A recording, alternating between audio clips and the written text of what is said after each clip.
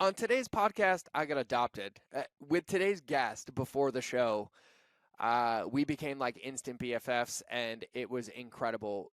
This show filled my bucket beyond belief to the point where I was like, we got to do business together. I need to be on more calls. I want to listen to you more. And today's guest has an incredible story, incredibly journey, is incredibly wise, incredibly powerful. And we talk about Brianna's journey from a cafe to an energy worker, how if you're meant for something, it's hard to get away from it. So, how to get into alignment, how to find that, answer the calling, how to move through pain in order to create a breakthrough, moving from competition into community and recognizing that we're all on the same team, and trusting the small voice in your head that is your intuition and how to become more intuitive. And today's guest, she's incredible. She's an incredibly successful entrepreneur, business owner, coach. I mean, like everything that she said, I resonated with, and it is loaded with nuggets. And so I'm going to let it do all the magic. And without further ado, let's get into the show.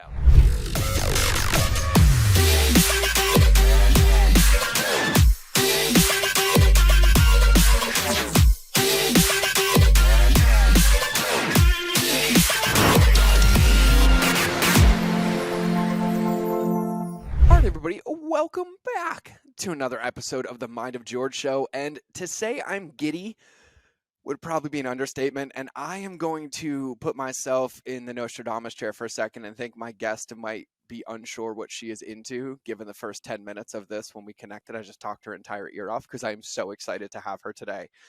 This is a reschedule.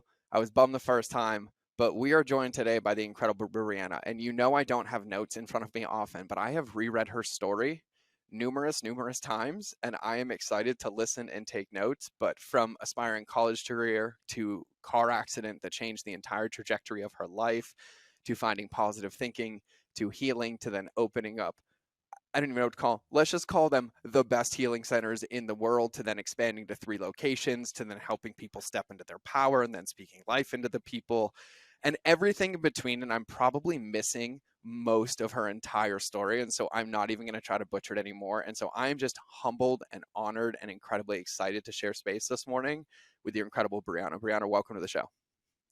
Thank you so much for having me. I'm so happy to be Oh, here. I am beyond excited. Like I said, I was like a little excited Labrador puppy when we got on the call this morning. So I was like, oh, this is going to be a good one. And so like I said, I'm really excited. The more I've dove into your story and the notes, and then, my fair share of, professional internet stalking, the kind of more inspired and amazed I am. But can you, for kind of everybody listening, kind of paint the picture in however you would like of how we got to here today? Like, where did it start? What was the dream? And all of those pieces, because I'm excited to listen.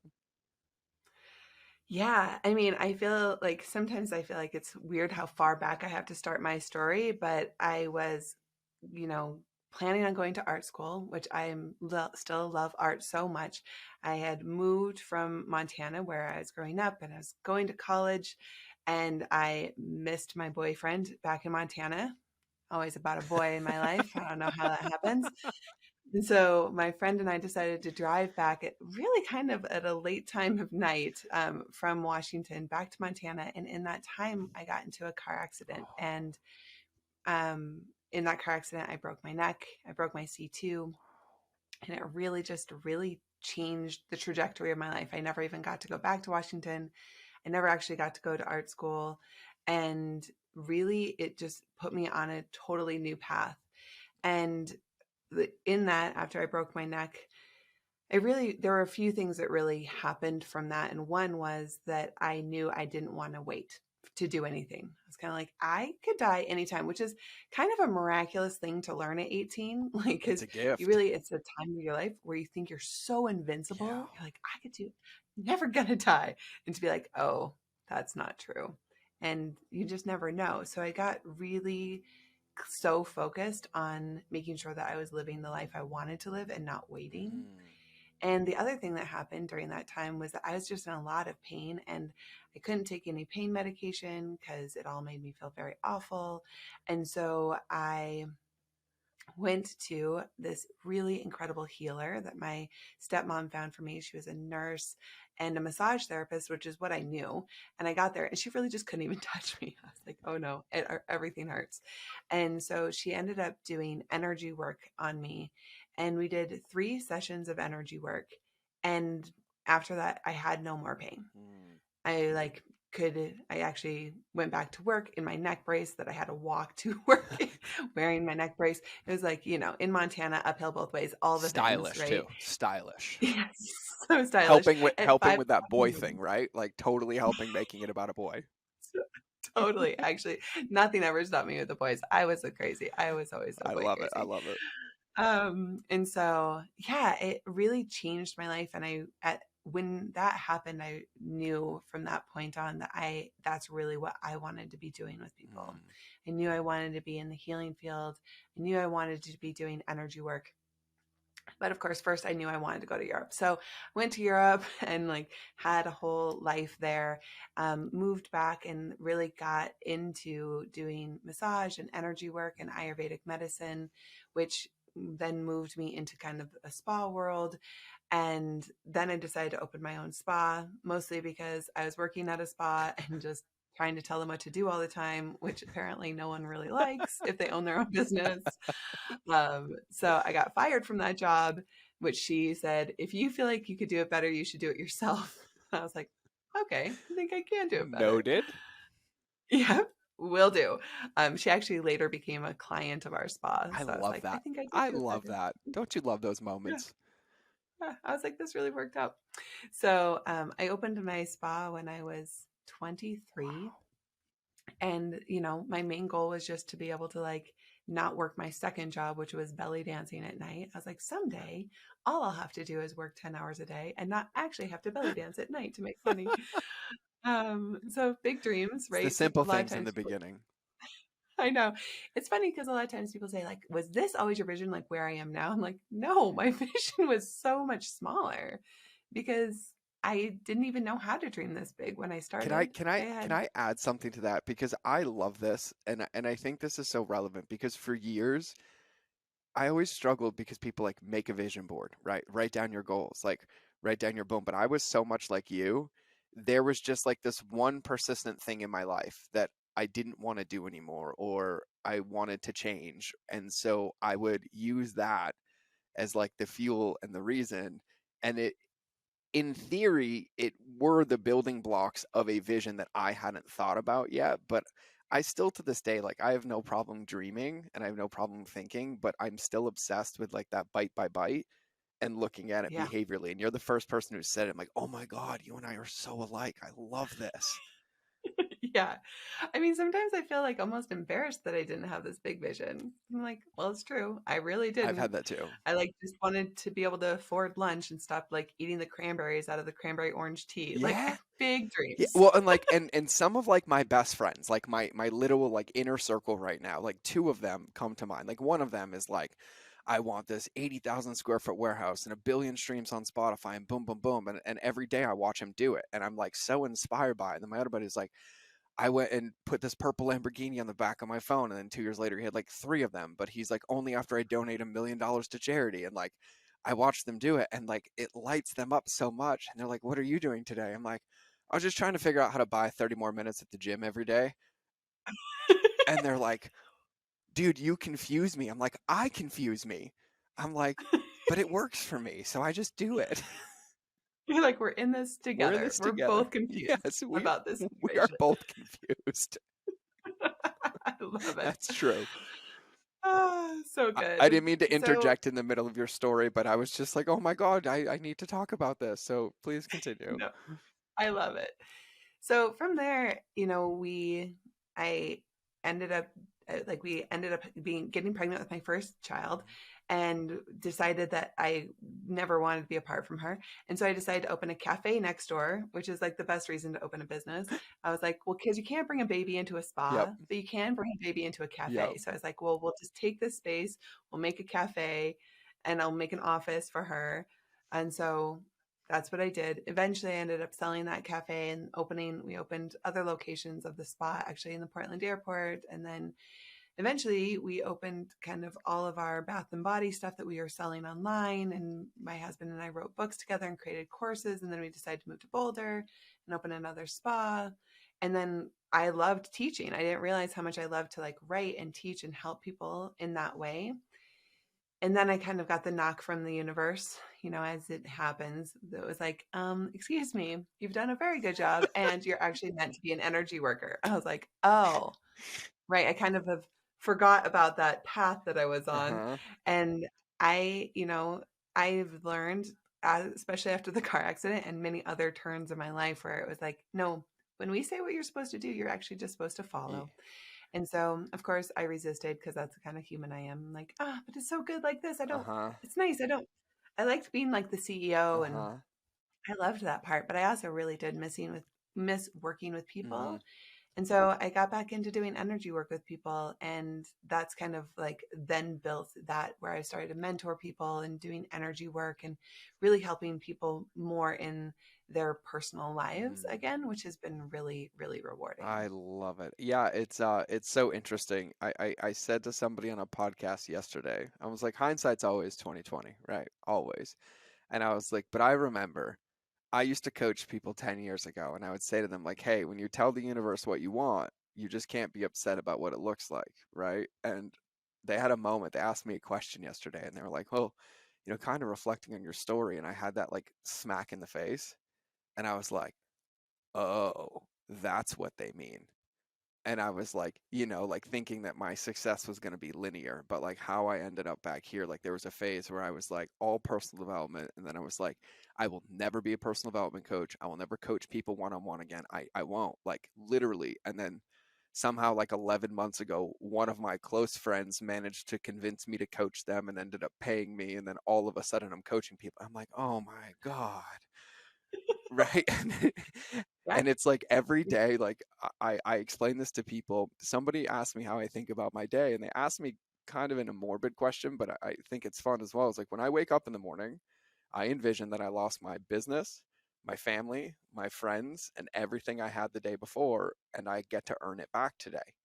And so Mm. it's just fun because like it allows me to be free and like, oh, I might do something different today or think about it different or speak different or sell different or yeah, I will come do that or I will launch that nonprofit. And it lets me be excited about it because I've figured out that if I take enough bites of the hints that are put in front of me, no matter what, I'm going to end up so much closer to my goal. And so I'm like working on being exciting about them because for years they scared the shit out of me because they weren't predictable, right? And they weren't certain. And it's helped me kind of fall in love with that ambiguity piece. Yeah, that makes so much sense. It kind of reminds me, it's funny, my 8-year-old recently has been asking a lot of questions about like, what if you could go to the very beginning of your life and just choose like almost the opposite in every turn and then see where you are at this time and then just get to choose either the life you lived, which life you lived. Like which one would you choose? Like, wow, That that'd is, make a very good movie. And that would also make a good just movie. yeah, Wow. it'd make a great movie. Yeah, she has lots of good, like a lot of her thoughts. I'm like, ooh, this would make a good story. Let's So write these down. Let's just document these in the yeah, parking lot, please. Yeah, good idea. yeah, totally. And so it's just been really fun because she wants to not just ask the question, but then be like, then what do you think it would be like there and there and there? And to recognize that so many of our choices kind of lead, they just lead us where we're meant to be kind of regardless. I think that, we obviously are sovereign and get to make our own choices. And I also think that when we're really meant for something, I think that it's very hard to get away from it, actually. Yeah, I would agree. I think the internal struggle for me for years, right, is like even to my earliest memory, right? Like even as a child, growing up when like the abuse started, I always remembered like I thinking like I don't belong here, right? Like Mhm.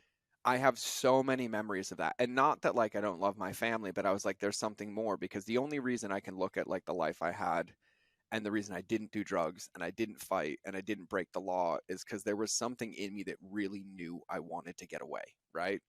And I did. And so at a very early age, I had that like feeling or tasteness of like, oh, I'm meant for something, right? But I'm like, where's that thought coming from? Like, that's my brain. That could be my ego. That could like, and there was this dance of like, but how do I know? And what am I really trusting? And am I supposed to be here, right? I have no direction. And then now, of course, you know, looking back on like when this all started 25, 30 years ago, I can see how there were all these moments where I was stuck of like not knowing and trying to predict the path. But the moment I just tried something, it always turned out positive and helped get there. But I didn't have that perspective. So I always struggled with that of like, well, if I know I'm meant to be great, right? But I don't know what that greatness is, what am I supposed to do? And like, how do I know? Mhm. Right. And that was the purgatory that I lived in. And when I was in the Marine Corps, you know, I was on active duty for 13 years. And Wow. like the first 6, I was like, this is my life, right? Like, this is my identity. I was in the cult, right? Like, boom. And that's what I needed because of all the trauma as a child. But then I started to get dissonant with the Marine Corps and I had that like rebellious period, right? And I was like, oh, but I have sunk cost. So I'm already 8, 9 years in. If I just do 20, I'll get a paycheck for the rest of my life. And then, you Mhm. know, I was like, okay, I punched the clock. And then I got blown up, you know, 7 times and almost lost my legs. And they were like, hey, we're done with you. And they were going to medically separate me. And I was like, oh, shit. Right. Like, and so there were just all these moments and these inflection points where like I was forced into almost having to find my greatness, but I don't know if Mhm. without them I would have pursued it because I had that dissonance for so long, but I never knew what to do with it. So the only thing I poured it into was like fitness, right? Like it was just like workout, workout, workout, workout. And I just remember it felt so frustrating for years because I didn't know how to taste it or do it. I don't know if any of that makes sense, but I want your wisdom on that. Yeah. I mean, I think that there is like, I think everyone at some point, whether or not it's been squelched or not, has that feeling Mhm. inside of like, I am meant for something. Mhm. And then trying to like match it with the world of like, well, what is it?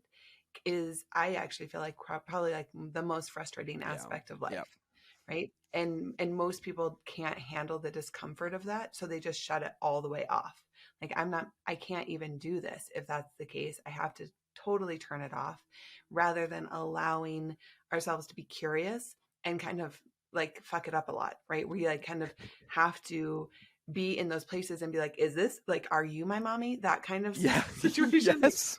are you my mommy? No. Okay. Are you my like it kind of is like that Yes. until there is a place where you finally feel like, oh, this is the place where it's like everything's now flowing and I want to like devote my life to this. Right? This is the place where I feel my devotion starts to bubble up and I get excited. And then that devotion, I think, is actually the main sign because I think people look to be like really great at something or like have a lot of accolades from the outside or somebody else is going to tell them or, you know, it's going to feel easy. Mm. And I actually don't think any of those things are true. Mhm. I think it can be hard as hell and nobody can Yep. recognize you. And you can even kind of be a little bit shit at Yep. it at Yep. first. But it's the like, I am devoted to Yep. this. And that is really what I think is like the ding, this is what you're for. God, I love that. I love that because, you know, for me, what happened was, you know, like you had your near death experience at a relatively young age. You know, mine was 21 when I was in Somalia and I thought I knew what life and death was. And then after 13 months there, I realized I knew nothing about anything. Um, but I had that near death experience, which changed my perspective a little bit, but it didn't change my behaviors, right? It wasn't a big enough of a catalytic point, but it did create enough of a wedge that there was at least like a paradigm challenge that was almost like this like good guy, bad guy that was consistently there in my behaviors. Mhm. But then I would have these moments like these catalysts, like when I almost lost my legs and I spent, you know, 13 months in a wheelchair. And Yeah. these moments, what they did is they forced this like container on me, which was my comfort zone, which was chaos, because that's what I grew up in. But what it really did is it put the blinders on. I'm like, okay, well, your back's against the wall. This is your comfort zone. You know, you're not going to be there. So how many bats swings can you take? And it wasn't like oh, let me get clear. It was, I'm going to try everything every day until I find something that sticks, and I'm going to do it till it doesn't stick anymore. And it was by taking what you're saying. And then even when I was getting out of the Marine Corps, when I was becoming an entrepreneur, it was by accident. I didn't want to be bulimic anymore. So I was teaching myself how to cook, and I was documenting it on Facebook. And then they're like, Mm. hey, you're out. And I'm like, I guess I'm going to figure out how to be a food blogger. Right. And it was just like trying things every single day, and it was different every day. And I've done a lot of work on this, and I used to look at it as a bad thing, because if you look at my life, it's like I have 1,000 skydives. I have like 11 scuba diving certifications. I was like a really good golfer, avid downhill mountain biker. And I used to use those things to run because I didn't know how to deal with the feelings. But what they gave me was all the perspective and the evidence to figure out what actually made me happy. And so Mhm. now, without the wound, every day I'm like, oh my God, I'll try that, I'll try that, I'll try that, I'll try that. And everyone's like, oh, you're successful. I'm like, I swear to God, it's just because I swing the bat 50 more times than everybody else every day. And I'm just willing to lose, Yeah. right? And I think that that was like a big perspective for me. So for you, when you had your near death experience, right, that was a big perspective shift for you. And I'm imagining the recovery. You were probably in the hospital for a while, you know, a lot of forced perspective and stillness and reflection, right? And you very early on found that. Have you found that that experience has been like a deep enough of an anchor that has always kind of kept you rooted, or have you, you know, kind of lost your way and had some other catalytic moments happen? Well, I would definitely say that there have been Yeah. many moments that where it's like, it kind of like you get re-anchored Mm-hmm. almost. But I do feel like that part of me that was like, I'm always going to basically go for it, right? That's like kind of what you're saying too. Yeah. Like, just try, I'm just going to go for it. I'm not going to be afraid because of that. That actually has never changed. Mm, And I think that that was like enough of an anchor of like my mortality. mm-hmm.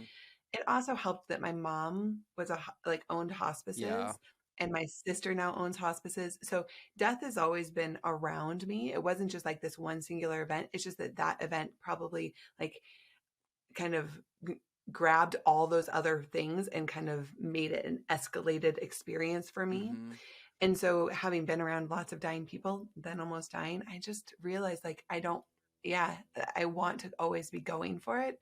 And it just, that fear of failing wasn't, never seemed that big of a deal because I just knew that I was, you know, going to die. Like that's like, you're going to Yeah. die. You might as well have some fun in the I'm gonna meantime. ask you a question. I don't know why, but it just hit me, and I've never asked this, but I I have a lot of questions around what you just shared. And do you feel, in your experience, like there's a correlation between the healthiness of somebody's relationship with mortality compared to the amount of success that they have? I think that I would say at least compared to the amount of life that they have. Okay. And so it depends on how Yeah, you're that's a way better like, way to reframe that. yeah, because I don't know how we define success. Life Everyone's is kind of different in that. life would be better. Yeah. Yeah.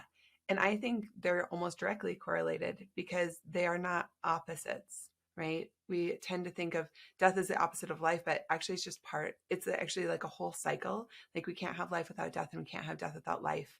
Like they're inseparable Hmm. things. And so when we're saying no to death, like I don't want that. I can't have that. I'm like against this. It's like not for me, right? When we have that against that, then we also have that same amount of resistance to life. Mm. And so our resistance to death equates the same resistance to life. And when we remove that resistance to death, we remove that resistance to life, and then we actually get to fully live. Yeah. Wow. The amount of wisdom and knowledge to the undertone of like every problem I had in my life summarized in one, you know, 42-second chunk is right there. It's right there. And it's like, you know, now in doing this, and I'm sure you're the same way, it's like everything I hear, I can like relegate to something a coach or a teacher or somebody said to me, right? And that one's like, there are human beings think they can compartmentalize, but there are no compartments. How you are in one area is how you are everywhere. And I'm like, if I'm resistant to death and I'm trying to be abundant and positive in my workflow and in my life, like I can't be. There's a block that's happening there. And so my question to you is like, I think for me, I have a more healthy relationship with mortality than unhealthy in comparison when I was in the thrux of like my PTSD and navigating all those from the death and the stuff like that. It was very much like morbid, and I'd say I'm like 70 to 90% positive, right? But it took me a long time to get there, and I know you do a lot of energy work, and I'm gonna venture to say that, habits and rituals and practices are probably a core foundation of this work. But do you have any tips or practices or ideas for people where they can start to develop a healthy relationship with mortality and death to then get clear on like kind of how to live? Yeah.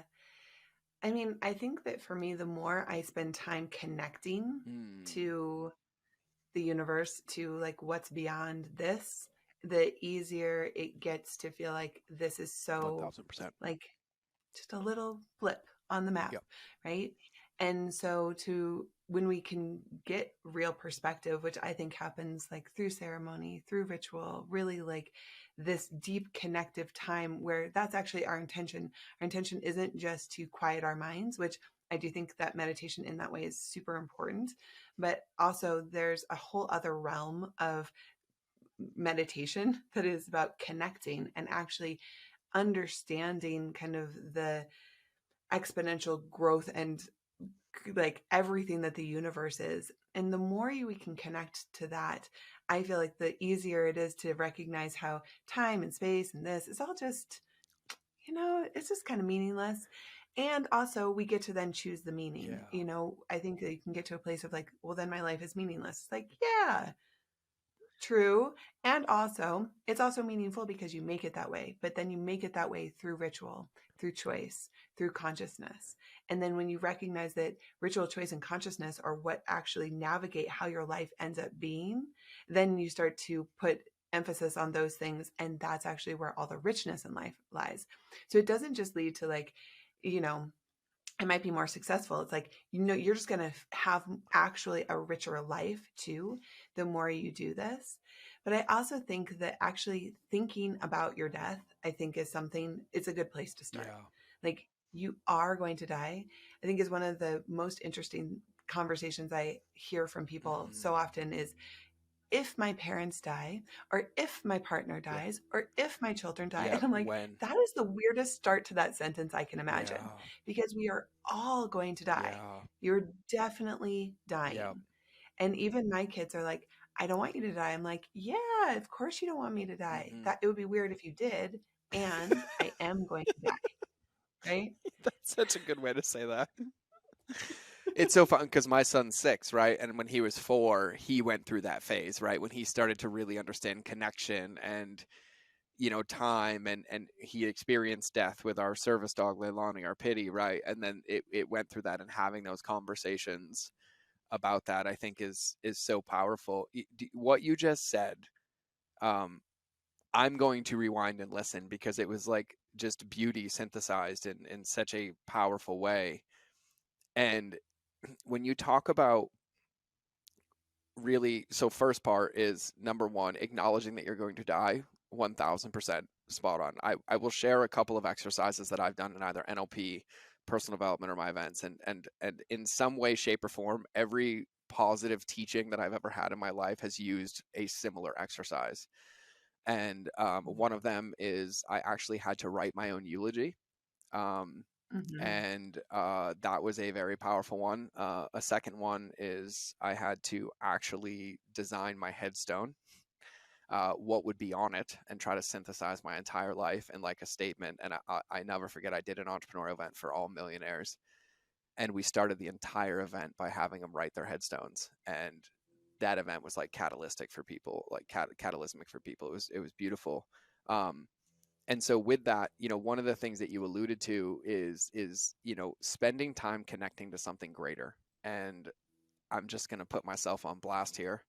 And for years I would hear that, right, and I would have all these tools in the toolbox in front of me, and then I'm like, yeah, but how do I do it? How do I do it? How do I do it? Right? And then you just recognize that habits and rituals are the practice in which creates this meaning. And I think for years I didn't have integrity with what I was doing, just like you say, if my parents die, when my parents die, I never realized that when I wasn't taking action, I was slowly dying, right? Like I was just being stagnant and not really doing anything. And I was just constantly in this like rumination and stagnation loop of like, oh, I can't meditate because I don't have an hour a day. Or what do you mean if I just lay down on the floor and breathe, I'm going to connect to my feelings, right? And it just, the step was so simple in practicality, right? I'm like, oh, I can breathe for 5 minutes, but it felt monumental based on the situation and the experience that I was having. And so, what are some of Yeah. your like best practices or tips to even get into ritual to start to explore that? Because for me, I now recognize that one of the reasons I didn't is because I didn't know how to sit with the feelings I was having. I didn't know how to express them. I didn't know how to, because they would represent as anger, right? Right. And then I was like, oh, nope, I'm going to the gym, right? I'm going to go for a run, or I'm going to go drive my car, right? So I would kind of love to hear your thoughts around that, because I'm taking notes. Yeah. I mean, I think that one thing is like turning towards pain, Mm, right? It's like when we often stop ourselves because we're so afraid of being, and I used to say discomfort, and I'd be like, if it's painful, maybe stop. And now I'm kind of like, meh, that's pain. I don't know.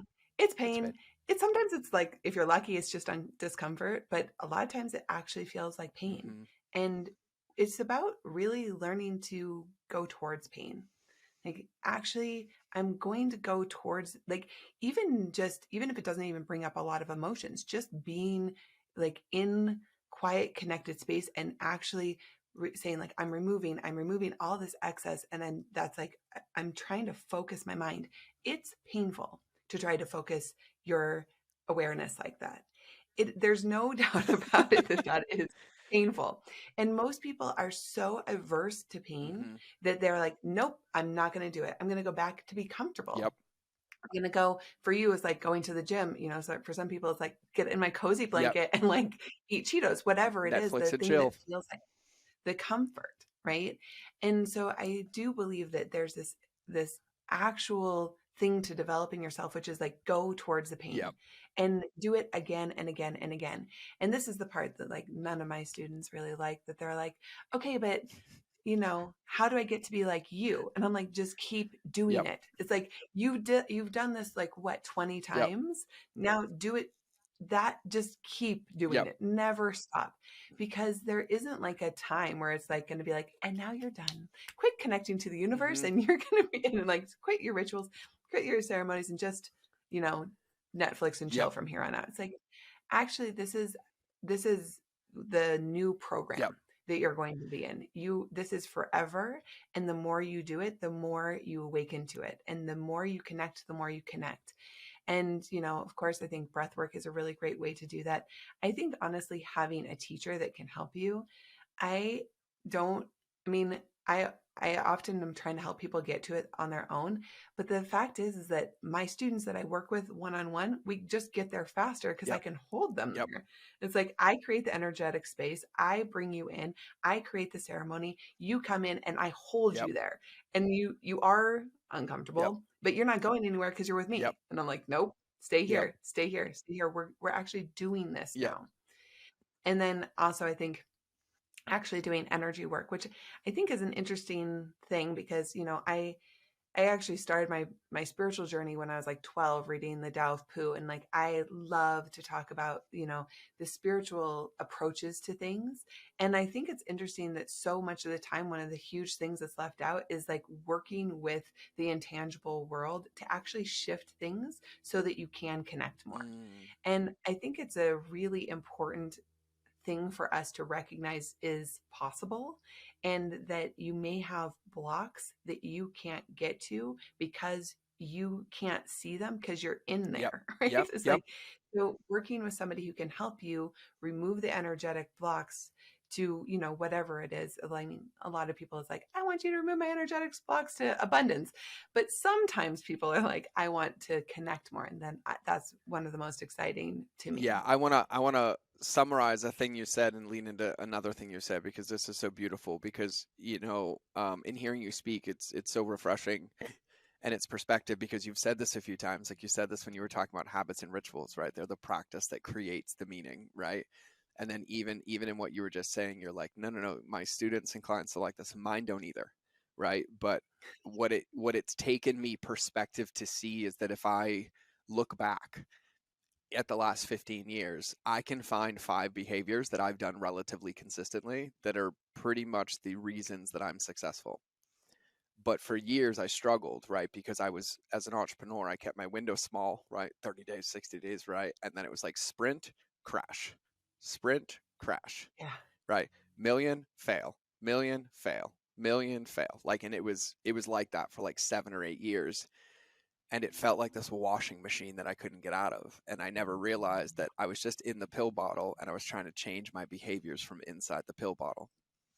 Right. Which then Yeah. led me to your next point. And I know this is something that you're very big on, which is community and leveraging and using and building community. And I think for me, I look at entrepreneurship and it walks a razor fine line. Like there's a rapper I love called Brother Ali. Brother Ali, he's an albino Muslim rapper. I love this guy. And he says this line, it's like riding a unicycle down a tightrope.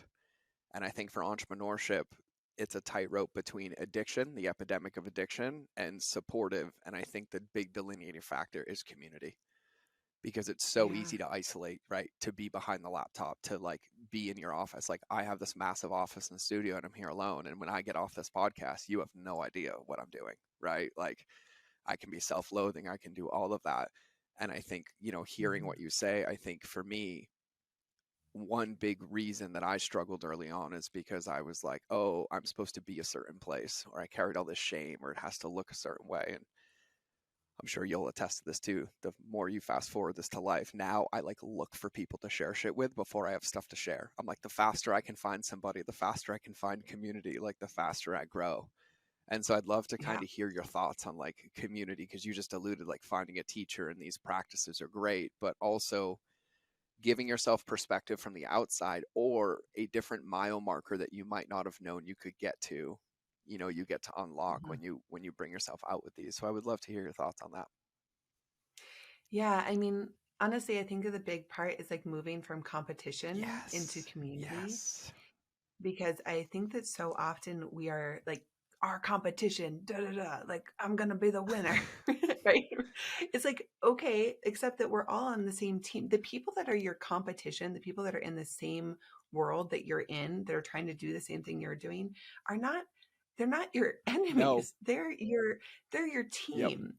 And I was actually just watching my niece's soccer game. She's also 8, and I was watching her play soccer and like passing the ball and getting it to each other, and then but when they score, it's not like that person is the person that scored. The whole team Yep. wins. And I think that we have this very like individualistic way That's so sometimes, good. especially as entrepreneurs, where it's like, I'm gonna win. And I think that when we can change it to like, we are gonna win, Mm-hmm. we are going to win. And I really believe in what I'm doing. And so why wouldn't I believe in what I'm doing for us all to be doing this? Like you Yes. doing this and you doing this. And I want you all to do well. And I want to share with you and trust that if you like, I don't know, I've had like very good friends who have used like program names that I've Yep. used, and I'm kind of like, I don't Yep. care. Like, it doesn't Yep. matter. Like, you're doing amazing work. I'm doing amazing work. And I think that it gets to be this like very like, well, I said that first. I'm like, actually, probably not. You know what? A Yes. lot of this is like wisdom Yes. teachings that none of us said Yes. first. So, like, get over My yourself and I'll get over myself and we'll just be on the my same page. favorite was, as a food blogger, this was rampant, right? And it was like, if you change one ingredient, it's inspired by. No, if you change one ingredient, you give credit to. If you change two ingredients, you say adapted by. If you change three or more, you say inspired by. If you change four or more, it's yours. And I was like, all right, listen, motherfuckers. A pound cake has been a pound cake for 5,000 years. So just because you add some cardamom or some cinnamon doesn't mean it's your recipe. So can we all just get off our high horse that you need to spend half your life preventing people from stealing your recipes and just go fucking make more recipes? Like, Yeah, you're like, you didn't invent pound no. cake. And I'm like, and sorry. here's the crazy part. As an entrepreneur in that game, the reason I won is I started when I had to make a fake college email to get a Facebook account. Like that's when I started on Facebook as an entrepreneur, right? Like Wow. 2009. And so I was on when it was linear. So our strategy was post 60 times a day, because every 20 minutes, I was at the top of your feed because there was no algorithm. So we would use the same recipes over and over. And then the algorithm changed and everything broke. Nobody could get traffic. And I was like, well, this is dumb. I was like, the recipe is already on my website. Why don't I just put the whole recipe on Facebook? That way they don't have to go to my website. And then everything went bananas. Everything started getting viral and getting shared. And it was just simply because I'm like, I don't care if they steal it. They can steal my photos. I'm just going to post more recipes. I'm going viral. I'm like, yeah, maybe 10% of the people stole it, but the other 90 followed my page and they're clicking on my recipes. And it's actually one of the Yeah. reasons I won. I was like, here, steal them. And then I would find people who literally had stolen my recipes. And then instead of attacking them, I'd be like, hey, I love it. I just updated it. I'll give you the new copy. How about you just give me 20% of what you sell? And then I started brokering deals with the people who stole my content. I love And I'm it. like, well, I'd rather It's so get good. something out of nothing. And then, you know what I mean? And it's just like this. And I have a friend now who came to me in the beginning and she was writing a book, a very big book, and she needed a full set of recipes. And all of her friends were published authors and food bloggers, and no one would give them to her. I was like, have whatever you want. She's really like, I'll give you the whole book. And I sent her like 100 brand new recipes. She wrote the book. Well, it turns out like 7 years later, she's the reason I had a career because she got me into a room because she told that story. And I'm like, Oh my right? So there's like all these moments. So I love hearing you speak like that because that's kind of been the way that I've played as well, is yeah. just kind of like rising tides. But I wanted to make a point too because you made a very solid point of like these people are not your competition. And I wanted to add, and neither are your customers because you know that's the Yeah. premise of what I do. And you alluded to this when you said like, how can I help them win? And one of the big reasons people fail in business is because they ask, how can I sell this to my client instead of how can I get my client a result and then sell the path, right? And I just wanted to make that. But the analogy that I use, and I don't know if this lands for you, but when I tell people about entrepreneurship, they're like, well, don't you hate the people that do it wrong? And I'm like, no. I was like, I look at entrepreneurship like it's a professional sports organization. We all play in the NFL, but we're all different teams. I will fight you on Sunday. I will attack you. I will try to win and play your games. But like at the end of the day, like the only reason I win and exist is because you do it wrong. And I have the ability to be the other team. Without you, there's no contrast. We would all do it this way, and then somebody would break it again. And there would always be that little bit of polarity. So I've always seen it like that. And I think it's the most empowering place to be because I also don't feel like Yeah. anybody can take anything from me. Yeah, I think that feeling of like, but there's nothing to No. take, right? It's like we are actually all Yeah. connected. So there is actually no taking anyway. Yes. That's actually not even really a thing that's And I just happening. got checked. And so, Thank you. yeah. I'm like, we're just all together. Yeah, but I think it changes community feelings in entrepreneurship too, because I've been an entrepreneur for a long time. So I've been in communities where it didn't feel like that Yes. really, where it was kind of like faux community. It felt like it was more like networking, like a networking Yep. game. And that doesn't actually feel like it moves us forward. It really is like the connected Yep. community where I am like actually there to lift you up, to elevate you, to be there for you. And I am actually, and I don't see a ton of this in the entrepreneurial world, is I really believe in like all gender Yep. communities. And I think that I see that so often it's very much Yep. like the guys room and the girls Yep. room. And then I'm like, and then where do we put like all of like the non-binary people? I don't even know. I'm like, it doesn't even work. These two rooms don't Yep. work. They're not great Yep. rooms. And I really have a vision of seeing more like interconnected Yep. communities because especially being in a lot of the female communities, there's a lot of like, oh, that's the way guys do it. I'm like, that's the way some guys do it, but guys do it in all sorts of Yep. ways. There are wonderful men in the world. And I just would love to see more of Well, I that. can't So wait for it's you a to come to vision. our event because we are completely co-ed and that's the whole point Yes. of all of it. Every Yes. ounce of it. Y- I love Yeah, it. and you know it's so funny is I had that the reason I and you and I shared a lot of the same stuff. I'm assuming is like I used to go to events and I never liked how I felt. And then my wife one day was like, "Well, why don't you just make one that does it differently than everything you've done and you've been to?" And Yeah. that's kind of why I started creating events. And I was like, "Yeah." I was also like, "Why do I have to have a certain revenue in the room? Why can't I have everybody and teach a principle?" And everyone's like, "You can't." And now we've had I've never made $1 to $3 billion a year in the same event room on a $600 ticket. And I'm like, yes, like you can find common ground if you're willing to Yeah. do it. And I wanted to make a point too. And I'm glad you said this. I think in an undertone of what you talked about earlier, and like the swing at bats, this concept of like not being romantic about who you are, both in your behaviors and your thoughts, because you're going to grow and change every day, but then also in your communities and in the people and where you're getting advice from, knowing that if you're integrating it, you're going to be growing. So like, I don't celebrate when somebody's been in my Facebook group for 7 years. It kind of makes me sad a little bit. And I'm like, hey, you got to go, do something, right? Like, you got to kind of like celebrate that growth. But when you talk about that, I think you also have to be willing to have the integrity to not put yourself in a bucket because it checks some of the boxes, but you sacrifice the rest, right? And if you want a good book recommendation on this, read the book Calling in the One by Catherine Woodward Thomas. She's a friend of mine. And apply the principles to like your communities and to your coaches to make sure that you're choosing them for the right reasons.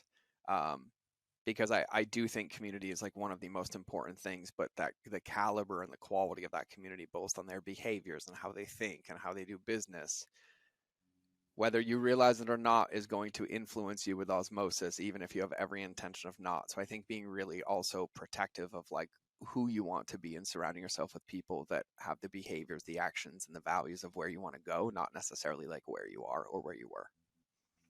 Yeah, I love that.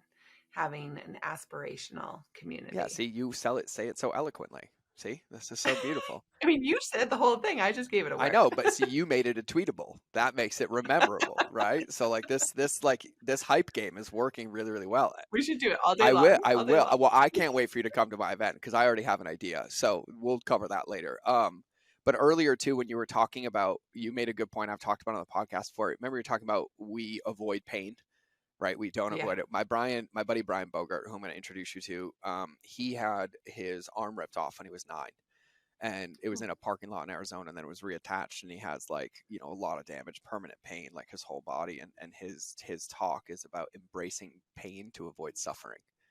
And it is one of the Mm, most powerful talk that like summarizes it down so eloquently on like what you were speaking to. And yeah. when speaking about comfort, there's a really good book, and if you haven't read it, I would highly recommend it, but I talk about it all the time. It's called The Comfort Crisis by Michael Easter. And Read it. it's based on the Japanese term misogi, which is like doing really hard things to kind of help find who you are or your soul's purpose, right? And culture, and they're celebrated, but then paired with kind of the modern world of how post-industrial revolution we've created comfort, which has basically de-evolved us and de-evolved our nervous system, stress management, cortisol, things like that, and then pairs it together and like how to change that in daily life and activity through breath and through cold therapy and train the wedge of your autonomic nervous system. So it's a really, really cool book. Oh, I love Yeah. it. Oh, I can't wait to read Yeah. it. That sounds right up my And then alley. if you want the pair with it, the one that goes with it, I'm going to have him on the podcast. Scott Carney wrote the book, The Wedge. And the wedge is the actual part of your central nervous system that you can train. So when you get triggered, it pauses instead of reacting. And he talks about the science of it. And so like those two books together are like the unlocked secret for being like a solid lighthouse. Oh, I love that. I really think, I mean, so much of what I end up talking about and teaching people and helping my clients with is that, like, what most people would probably say regulated nervous Yep. system, which I think comes along with it. But I always think of it as like a regulated energetic system Yep. because we can go beyond the nervous system into like all the energetics. And that so much of the time it is like the non or the rawness of that energetic system that causes so much of our problems, and then we try to avoid Yep. it. And so it's like trying to mask something again and again and again that actually really needs to be Yep. healed and treated with so much love and Yep. care. And so I really do love helping people heal that aspect of themselves because it changes everything for us Yeah. when we can actually be in our own sovereign action and not just in reaction to the world. Yeah. Yeah. 1000%. It's, um, like, it's so funny. I tell everybody when I retire, I'm just going to launch a fortune cookie business, and it's all my rememberable quotes from my whole life. And I'm just going to send them out as inspirational fortune cookies. I'll make them gluten free so everybody can eat them. But I think that's what I'm going to do when I retire. And then I'm going to take all your quotes from all my podcast guests, and then they're going to be in there with like your name on them. And so I'm going to have like literally like 10,000 fortune cookies. Um, Oh, I love Oh it. yeah, it's great. I think about this all the time. And then every time you say something, I'm like, oh, I gotta add that one. Oh, I gotta add that one. Oh, I gotta add that one. Oh, that's a good one. Oh, I forgot about that one. Yep, that's a good one too. And Oh, I can't wait. one of them that I wrote down for myself is my PTSD used to represent itself in a lot of like anger and rage, but I never wanted to hurt people, and I would self harm because it would get so Mm. out and so there. And then I had one shaman summarize it for me in one tweetable, and he's like, just remember, if it's coming up, it's coming out. I was like, what? And he's like, yeah, the only reason you're getting mad is because you keep trying to stuff it down. If you just let yourself cry, or you let yourself yell or scream at the pillow, it would go away. And I was like, what? And it like eliminated like 7 years of suffering, right? And then one of Yeah. my buddies is like, hey, have you ever heard of a rage room? And I was like, no. And he told me about one. There was one near my house. Said, here's what I want you to do. The next time you feel like that, drive straight over there. And it happened once, and it never happened again. I went in that room, microwaves, TVs, you name it, but I was just like out, and then it just like never came back. And it was this Yeah. really, really beautiful, beautiful thing. And so you talk a lot about energy, right? And you defined energy so eloquently earlier, and I love how you always challenge me, and thank you for that, and bringing it deeper than the just the body to the energy, right? And so when you talk about energy and these emotions, there's these parts that we can feel, right? Like I can feel the pit in my stomach, right? I can feel the weight in my chest. I can feel my sweaty palms. How would you describe energy, and how can people start developing like a relationship with their energy, knowing that there are these forces and we feel them when we get that intuitive hit of like, I should text my wife, or I should call this person, or there's that idea. Like we know, right? Like, or I'd say most of us know, or I know, but like, how does somebody even begin to develop that relationship with energy? Yeah. I mean, it's interesting because you're kind of talking about intuition. Okay, maybe I'm And mixing them up. See, school me, school me. I'm just a simple man. There's 3 colors of crayons in my box. you are not simple at all. That is I not feel true. like a podcast Um, hack, and I'm like, I hope I'm asking the right questions. Does this even make sense? you're doing And a I'm great like, I job. ask the most complicated questions because I give them a chapter of a book and then ask them to respond. I don't know if I'm doing this right. You're doing great. You're doing great. That's my Um, internal but dialogue, just for the record. thank you. Thank you for You're inviting me welcome. in. You're I welcome. feel very loved. Um, So, yeah, I mean, I would say that they're kind of different Yep. things, though they obviously there's an overlap. So, our intuition is that knowing that you're talking about. Like sometimes I know to just call my wife, or I have a feeling and I think it means something, right? And so, learning for about your intuition and learning how to listen to that like small voice inside that sounds just like your other voice. So it's very complicated and kind of confusing, and learning how to listen and then respond and then pay Yep. attention, right? Because often people say, I'm so intuitive. And I'm like, have you checked out in on that? Like, I know that you are thinking things and then you just think that they're true. But if you don't check to see if it's accurate, actually accurate, you have no idea if you're intuitive or Hmm. not.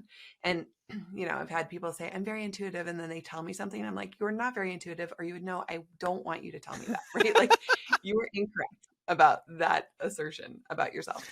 And so I think that actually checking is an important part of learning about your intuition to see, like, is this true? Did that turn out that way? And people don't want to. They want to be like, I'm just intuitive, or I'm not. And I feel like, no, it's something you build. Yep. It's just like anything else. You start to listen, you start to check, was that true? Was it not? Oh, that was just indigestion. Oh, that was actually, I need to check in on my kid, right? Yeah, Like, but you can start to tell the difference, but you have to really be paying you attention. do. So I actually have a whole intuition guide that teaches people how to get more in touch with their intuition. It's a PDF. It's really great. I If encourage they people, if they can, want to where can learn. we find this? Well, I can send you a link that you can Yeah, you, if I yeah, send you a yeah. link, you We'll share put it it in the with show them. notes, Okay. and then I'll give everybody, we're going to give you her Instagram. You can DM her, and then we'll put the link in the show notes, and then we'll have it. So if you DM me, I will send you the PDF, so you don't have to do any work. Okay, great. Yeah, we will do that. So it's a really great guide to becoming more intuitive. Now, when we talk about energy, right, how can you start to feel your own energy? And I love that you said, we have these emotions and I think a lot of it is like getting into the sensations in your body Hmm. that an emotion actually is arising from. So whether that's like the like a fast heartbeat or like that a chilly feeling or whatever. And then we go into that and then into that. So we don't just stop at like, oh, I'm having an experience of heaviness. We go into that heaviness and see what's there and notice that usually what's happening there is stagnant energy, right? And so then we can start to move that energy. And, it's sometimes it's like going backwards for me. I've been doing energy work for a long time. So I'm Yeah. like, what was it like when I didn't know what energy felt Uh-huh. like? But you can start to even just notice like when somebody walks into the room, how do you feel Yep. like in their presence without them saying anything? It's like, oh, there's an energy about them. Just to start to get yourself understanding that energy is a real thing. But then there are, up to advanced practices of really learning how to move your own energy through your system and healing it every day. Mm-hmm. And this is much beyond like our emotional states or even our nervous system. You have a whole energetic system moving through you. And to manage the like little blockages and dips and gaps and things that come up is what I do for people, but also what people can do for themselves. But it's just a matter of training yourself to really understand it. Mm-hmm. And all of it is mostly attention, right? Can you hone your attention, which is why we meditate, Mm-hmm. right? Like, can you hone your attention so that you can hold your attention on this? Because I think that everyone could do their own energy work on themselves if they could just hone their attention enough. It's like, yes, if you can learn how to kind of pin it down and look at it and do it at the same time, Mm-hmm. you could do your own energy work.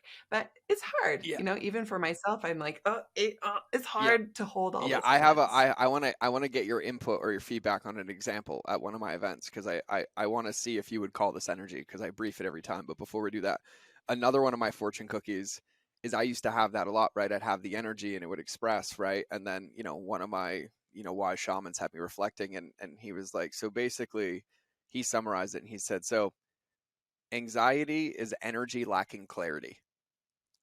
Hmm. And I was like, oh my God, that makes so much sense. I was like, because I can think about the times where I was anxious and I found an outlet like a writing or a blank, right? And then immediately it became a fuel source.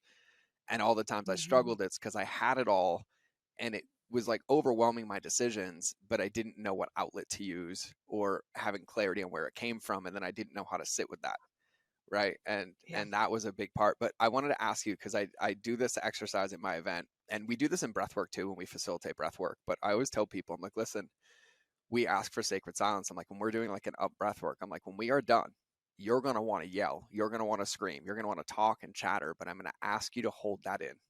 Your body doesn't know how to hold this much love and like this much light. And so I'm going to ask you to hold it for like 20 minutes and you will see it. It's like it's trying to like leak out of their mouth and their nose and their ears, right? Like you literally like you can hear them speaking and they're not saying anything because they're like, and I like try to like make them hold it. And I was like, this is how you increase capacity because that energy, your body's trying to leak it out because you've never held that much. I'm like, but if you can just hold it and like practice holding it, then you'll like integrate it. Is that energy? Am I tracking? Okay. 100%.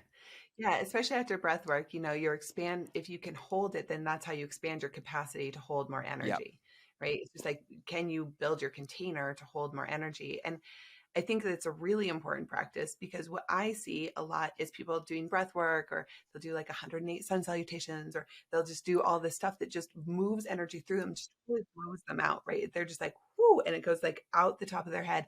And then they get really disconnected and then they Yep. crash and they collapse. And it's like very hard then for them to integrate back into the world in a really useful way, Yeah. actually.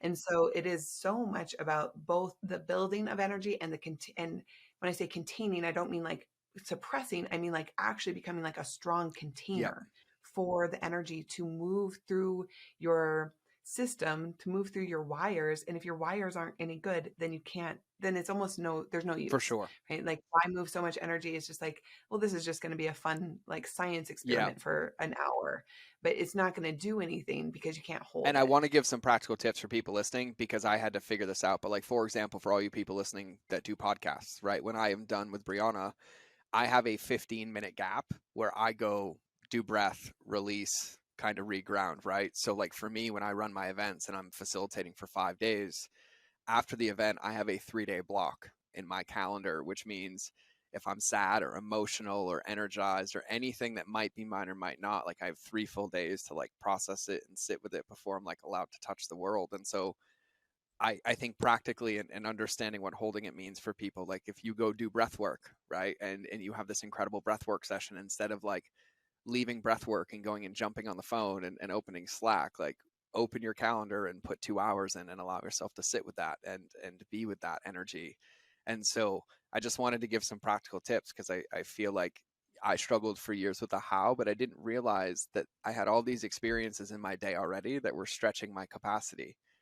And the reason Mm-hmm. I was getting so empty is because I would be up and then I wouldn't integrate. So then I would leak it all out over everybody and then I would absorb theirs and then I would just be exhausted because I was just draining the bucket. Yeah. And like I was the guy, right? Like I would do 12 podcasts in a row, right? Like I would do, I would record an entire audio video course in a day. And I started to realize that like I can't run Olympic medal races every single day.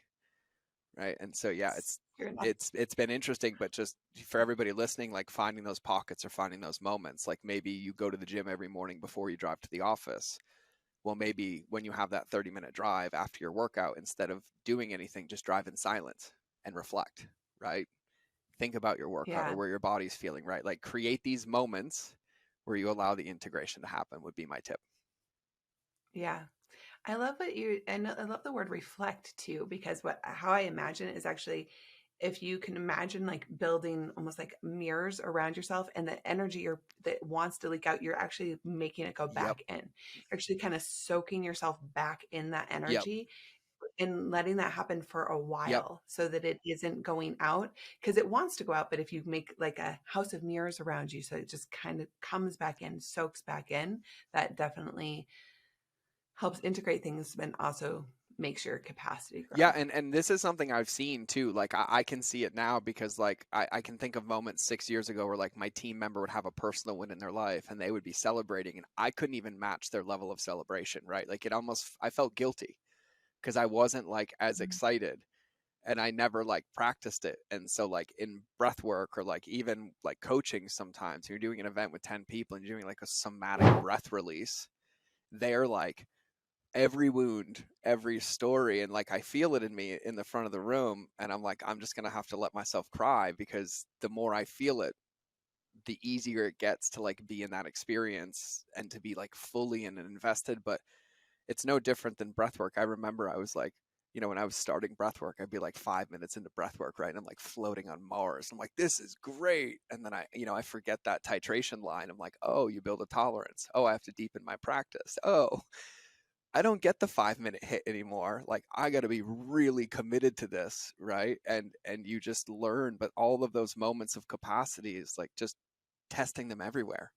Your workouts and your Yeah. breath and your stillness, right? Like I'm bullish on a stillness practice. Every one of my one-on-one clients, I require them to have a boredom practice every day.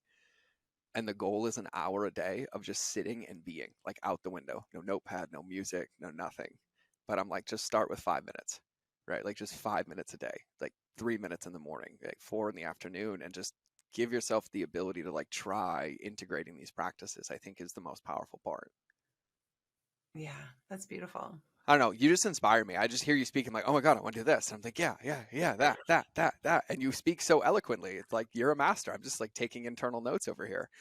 So with that and energy, I would love to hear. So like for me, like I have some practices that I love. Like I have a grounding practice. Like I love walking barefoot outside. It's like how I beat jet lag. It's like what I do when I wake up in the morning. I have a red light.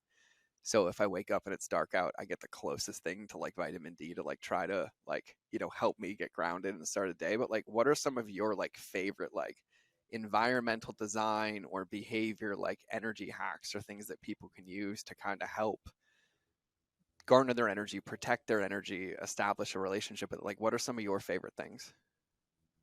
Yeah. Well, one of my big things is I'm really like, one of my values is beauty. I Love it. love beautiful spaces, and I love to create beauty in my life, and like indoors, outdoors, Love in it. events. Like it's my favorite Yes. thing. But also, I think that to recognize that our environment has such an impact on us. And so, like, making sure that these are like so simple, but like decluttering things and making your world beautiful actually does help increase your vibration. And so, it's a really simple one. And then I would say things like making sure that before we get on our phone, before we do any of those things, that we move directly into connection, like connection and then intention, and allowing ourselves to then move our bodies from that place. And I am like such a somatic person, and like actually then sometimes just like listen to your body, right? So we're not just like, I'm not really talking about exercise in this case, though it can feel kind of like exercise depending on what your body desires in that moment. It's like, can you actually just turn internally and listen? And when your body like wants to lean, can you lean? Can you move around just the littlest bit to the biggest bit, to rolling on the floor, to jumping up and down, and actually just let your body be the one in charge. Like, I'm just listening. I'm just following for this moment. And I'm allowing like any tangles to get untangled so that I can start my day really fresh and clear.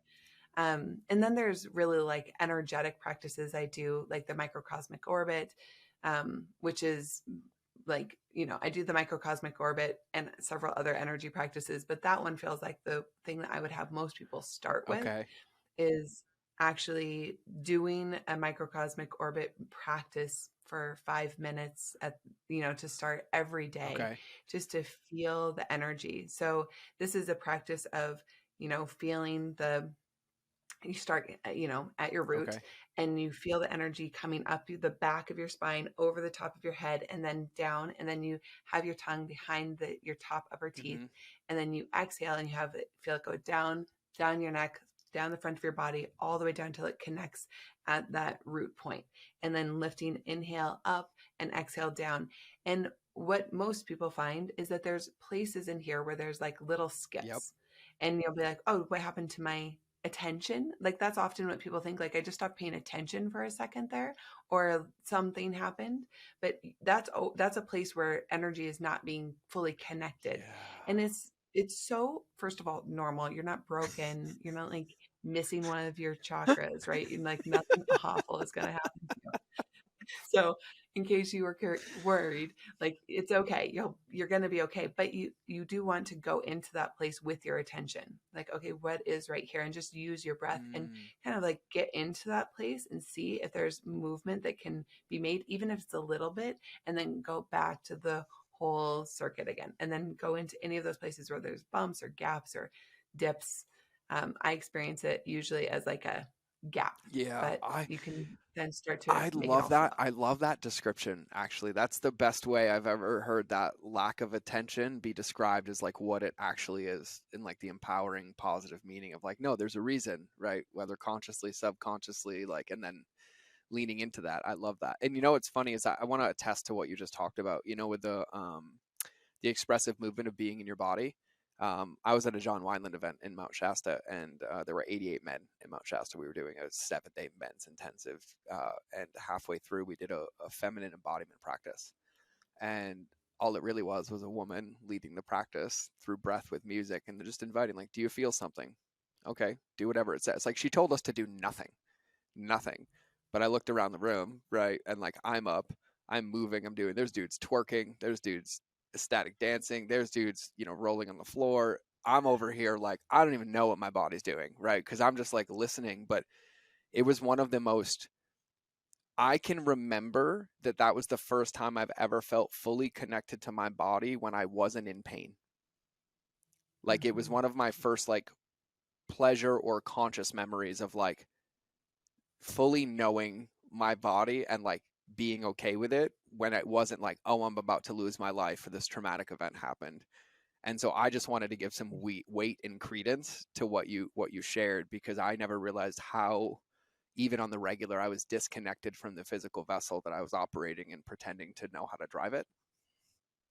Right. And like my EMDR teacher, when I used to do EMDR, when I was really deep, would get off on a deep tangent in a wound, he would always just have me look at my palm.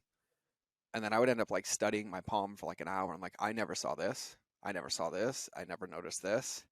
And it was like such this presencing practice to kind of like bring me back to like myself. So I just wanted to give weight to that. I love that. And those practices sound incredible. Yeah. So good. All right.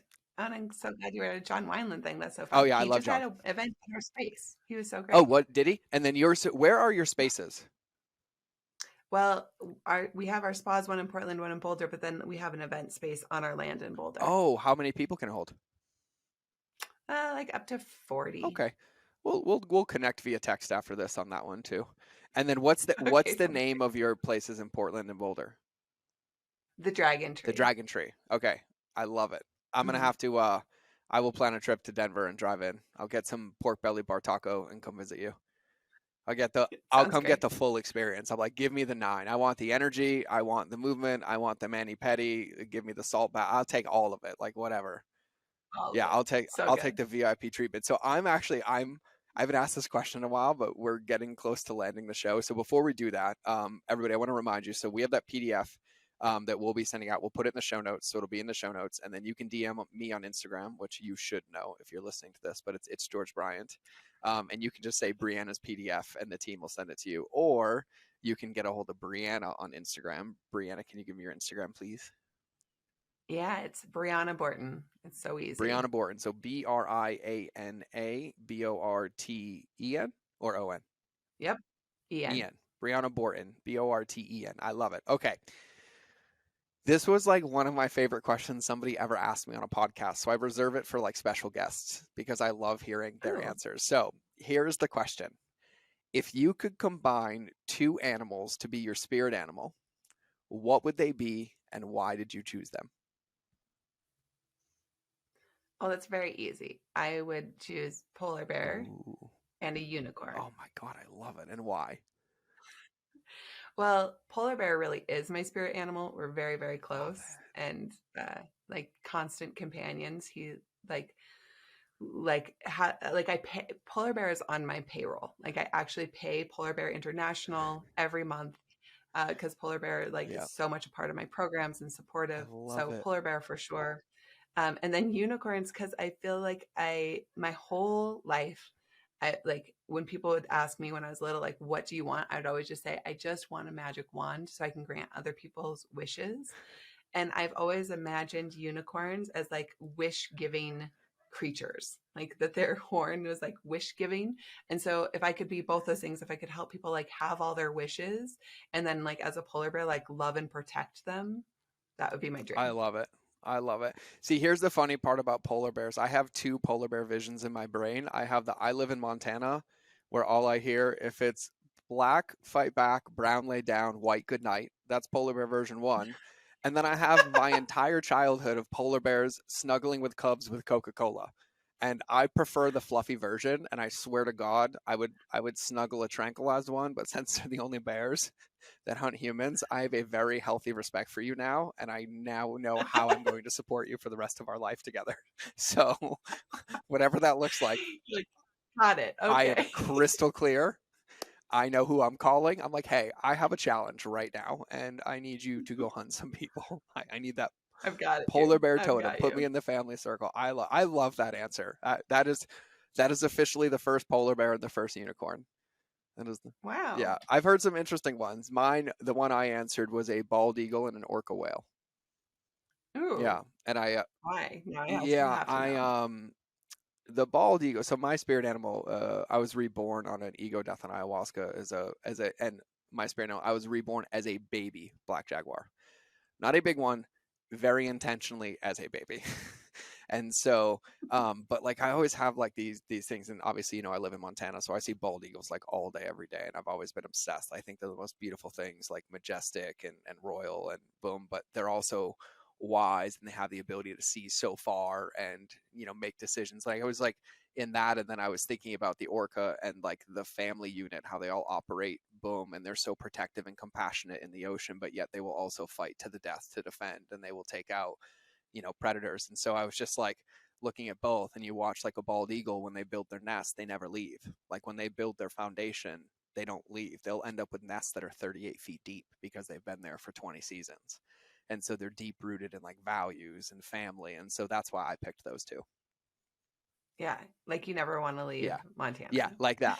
Like that. And like but when you're in my home, like when you're in my family, like I will die for you. Like when you become in my friend circle, Like, you are in my fighting hole. Like, I will give my life for any single person I consider a friend. Like, I mean that. And so, like, that's why I picked those ones. And I think orcas are fucking I cute. think we've got very similar attributes in that way. Oh, we do. Our stories are phenomenally synchronistic. Like, the parallels and like, it's, I could talk to you for like 12 hours about this. It's insane.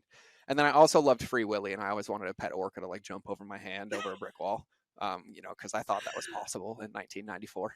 Um, Yeah, reasonable. yeah, completely reasonable. But the most beautiful thing about your 8-year-old is the curiosity and the creativity of like, well, what if you could live this other life? And like what I was going to say earlier, and I think this is where I'll summarize, like, I think for me, in if I had to summarize 25 years of therapy and the amount of 7 figures and stuff I've invested in it, if you ask me like one key component, number one would be to look at it like a child with curiosity and joy, and everything gets really easy.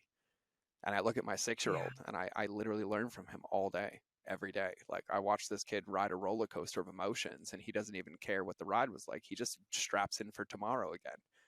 And I'm like, God, Yeah. there's like so much value in like having a kid and paying attention and integrating those lessons, because it's humbling. It's very humbling.